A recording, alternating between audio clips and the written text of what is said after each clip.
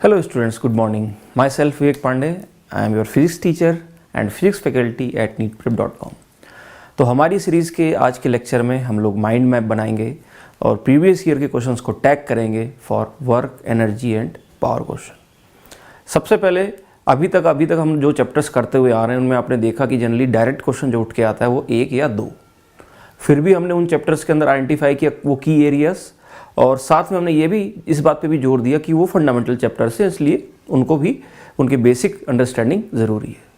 लेकिन ये जो चैप्टर है बच्चों, इसके बारे में कुछ खास बात है। क्या खास बात है?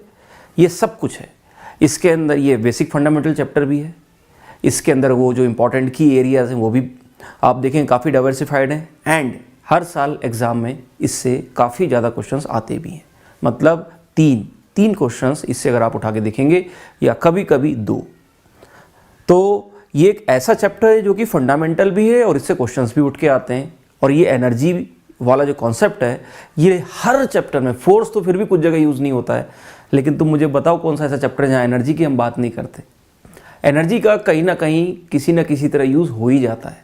तो ये चैप्टर, मैं तो ये कहूँगा कि बच्चों इस चैप्टर को तो बिल्कुल भी छोड़ के नहीं जाना। इस चैप्टर के अंदर जितना ज़्यादा आप जितने ज़्यादा क्वेश्चंस लगा सको उतना ही आपको बेनिफिट मिलेगा। तो वर्क, एनर्जी, पावर जो चैप्टर है इसके अंदर हम जो बात स्टार्ट करते हैं सबसे पहले वो वर्क से ही करते हैं। हम डिफाइन करते हैं वर्क का मतलब क्या है। एनर्जी की बेसिक अंडरस्टैंडिंग आपको ऑलरेडी रहती है कि energy, kinetic energy, potential energy, chemical energy, nuclear energy different types की होती हैं। लेकिन एनर्जी को हम लोग बढ़ा सकते हैं, घटा सकते हैं बाय ट्रांसफरिंग इट। और मैकेनिकल ट्रांसफ़र ऑफ एनर्जी को ही हम लोग बोलते हैं वर्क। तो वर्क कौन करता है? वर्क फोर्स करता है। कितना वर्क करता है वो डिपेंड करता है डिस्प्लेसमेंट पे और फोर्स पे। तो वर्क कैलकुलेट करने के ही 4 फॉर्मूले हो जाते हैं। यहाँ से हम लोग इस वर्क को, इस चैप्टर को स्टार्ट करेंगे।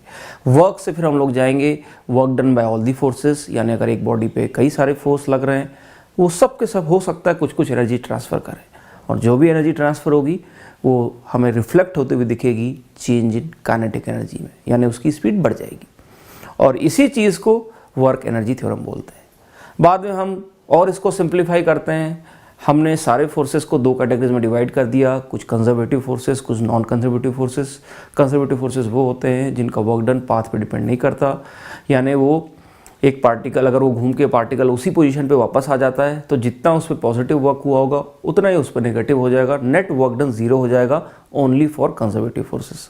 तो ऐसे फोर्सेस के लिए बार बार वर्क डन कैलकुलेट करने की ज़रूरत नहीं होती। हम वर्क डन मतलब फोर्स को इंटीग्रेट करके उसके वर्क डन के एक्सप्रेशन को स्टोर्ड एनर्जी के टर्म्स में लिख देते हैं, जिसको हम लोग पोटेंशियल एनर्जी कहते हैं। यानी work done by all forces से हम लोग ने कंजर्वेटिव फोर्सेस के वर्क डन को एक नया नाम दे दिया पोटेंशियल एनर्जी, और वहाँ से हम लोग मैकेनिकल एनर्जी के कंजर्वेशंस वाले काफ़ी ज़्यादा क्वेश्चंस करते हैं। इवन पूरी फिजिक्स में आप देखोगे कंजर्वेशन ऑफ एनर्जी का कॉन्सेप्ट कई जगह कई बार यूज़ होता है। फिर और आगे जाते हैं, फिर हम लोग जब हमने एनर्जी और वर्क डन के कॉन्सेप्ट्स को अच्छे से पढ़ लिया, फिर इसको हम लोग अप्लाई करते हैं डिफरेंट फिनोमिनाज में। उसमें से एक फिनोमिना तो आपका कोलिजन ही हो गया, और कोलिजन से आप देखेंगे लगभग हर एक दूसरे साल एक क्वेश्चन उठ के आ रहा है। Collision is very important topic, जो पिछले चैप्टर में भी मैंने कहा था, लेकिन उसको हम रिलेट इस चैप्टर से करेंगे क्योंकि इसमें एनर्जी का भी यूज़ होता है।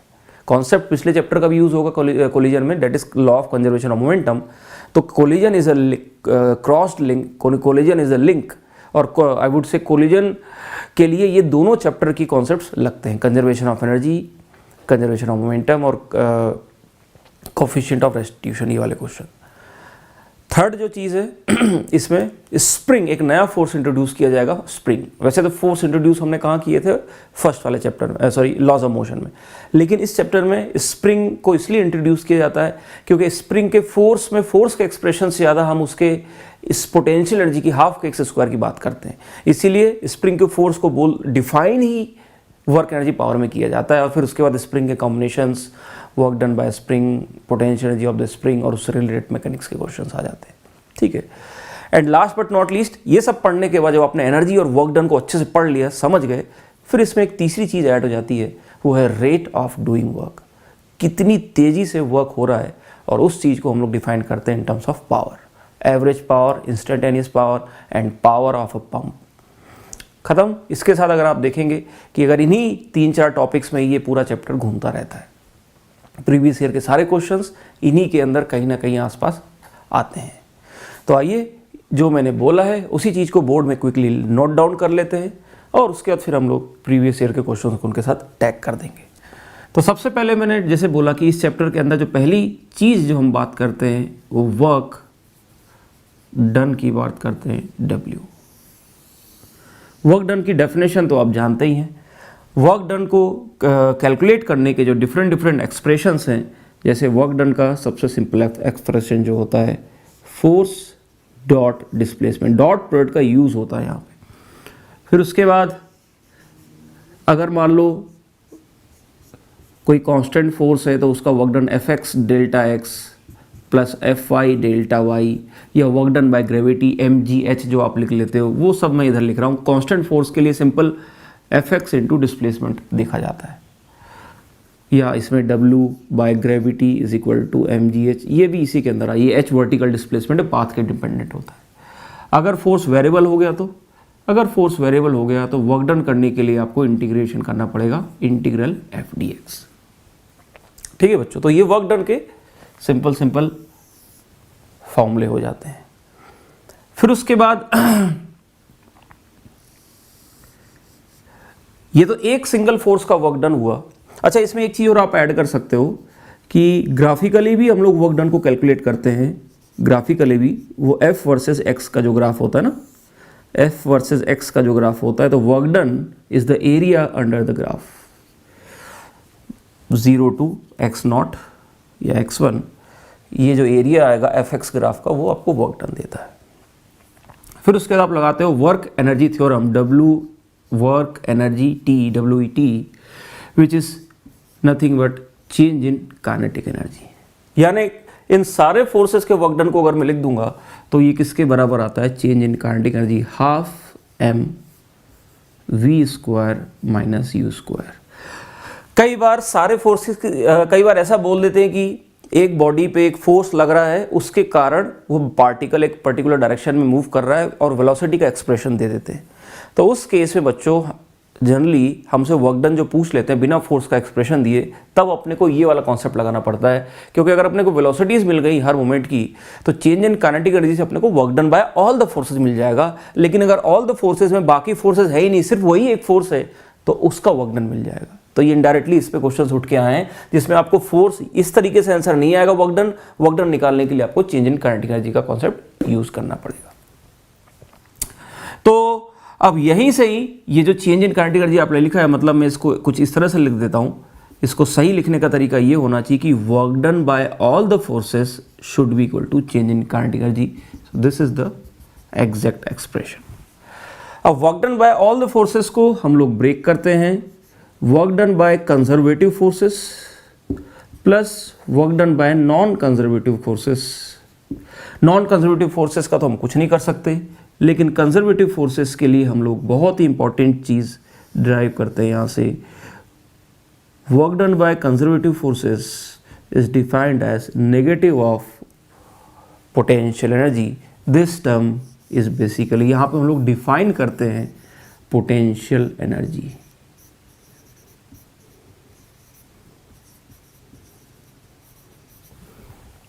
ठीक है बच्चों, और पोटेंशियल एनर्जी डिफाइन करने के बाद इन दोनों की मदद से ही फिर हम लोग यहाँ पे चले जाते हैं मैकेनिकल एनर्जी में।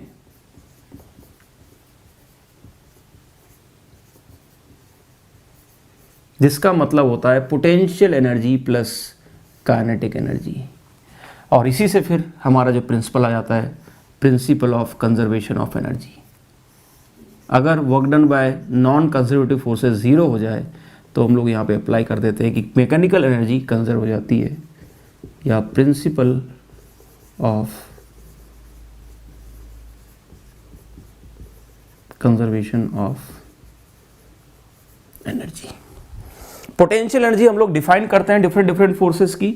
इसमें हम लोग स्प्रिंग फोर्स, यहीं पे ही स्प्रिंग फोर्स डिफाइन किया जाता है प्रॉपरली। स्प्रिंग फोर्स के अंदर फोर्स की वैल्यू क्या होगी, कॉम्बिनेशन क्या होंगे, कॉम्बिनेशन ऑफ स्प्रिंग्स, या फिर एनर्जी, पोटेंशियल एनर्जी तो लिखनी ही है इसकी, और इसकी प्रॉब्लम्स, ये सब के सब हम लोग यहीं पे स्प्रिंग फोर्स को इंट्रोड्यूस करते हैं। दूसरी जो पोटेंशियल एनर्जी आप लिख लेते हो, potential energy of gravity mgh, u is equal to mgh। तो ये यहीं पे ये सारी चीज़ें यूज़ हो जाती हैं। फिर तो आपको समझ में आ रहा है बच्चों कि किस तरह से वर्क डन से हम लोग वर्क एनर्जी थ्योरम में गए। वर्क एनर्जी थ्योरम में ही हम लोगों ने एक नया एक्सप्रेशन डिफाइन कर दिया एज पोटेंशियल एनर्जी और उसको क्लब कर दिया काइनेटिक के साथ, तो वो बन जाती है हमारी मैकेनिकल एनर्जी और उसी के ऊपर कंजर्वेशन प्रिंसिपल लगता है अगर कोई भी एनर्जी का लॉस नहीं हो रहा हो तो। फिर उसके बाद अगर मैं इसी को आगे बढ़ाऊं इसी बात को, तो नेक्स्ट जो चीज़ बच्चों इसी चीज़ से आती है, मतलब उसको मैं मिसलेनियस की तरह ट्रीट करूंगा। इसके अंदर रिलेट करने में आपको उतना ज़्यादा विजुलाइज नहीं होगा। वो ये है कि आप लोग ये जो मैकेनिकल एनर्जी का कॉन्सेप्ट है बच्चों, फिर इसको आप अप्लाई करते हो वर्टिकल सर्कुलर मोशन में। मतलब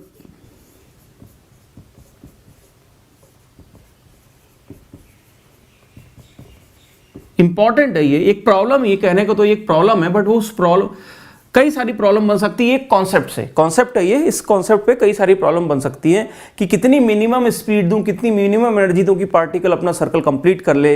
ये सारे क्वेश्चन फिर ये वर्टिकल सर्कुलर मोशन के अंदर यहाँ पे आ जाते हैं इसके अंदर। तो ये एक अलग से टॉपिक है जो मैकेनिकल एनर्जी के बाद हम लोग अप्लाई करते हैं उसके एप्लीकेशन को इस चीज के ऊपर। वैसे ही दूसरा जो इसका इंपॉर्टेंट एप्लीकेशन है बच्चों, जैसा मैं आपको बोल चुका हूं, कोलिजन। कोलिजन्स भी एक इंपॉर्टेंट टॉपिक है जो हमने पिछले चैप्टर में कहा था कि हम उसको यहाँ पे लिखेंगे। खासकर कोलिजन में सबसे पहले टाइप ऑफ कोलिजन की ई की वैल्यू 0 हो जाए, ई की वैल्यू 1 हो जाए, या इन जनरल ई हो जाए जो कि लेस देन 1 ग्रेटर देन 0 होता है। ये different types of collision, elastic, perfectly inelastic and inelastic collision, ठीक है। फिर उसके बाद इसके अंदर इसकी जो इन जनरल 2 इक्वेशंस होती हैं, उसके अलावा इस टाइप के क्वेश्चंस को जल्दी करने के लिए जो हमारे इंपॉर्टेंट रिजल्ट्स हैं, ये सबसे इंपॉर्टेंट है। जैसे सबसे पहला रिजल्ट जो मैं कहता हूं कि अगर m1 इक्वल टू m2 हो जाए और e अगर 1 हो जाए तो वेलोसिटीज गेट एक्सचेंज्ड।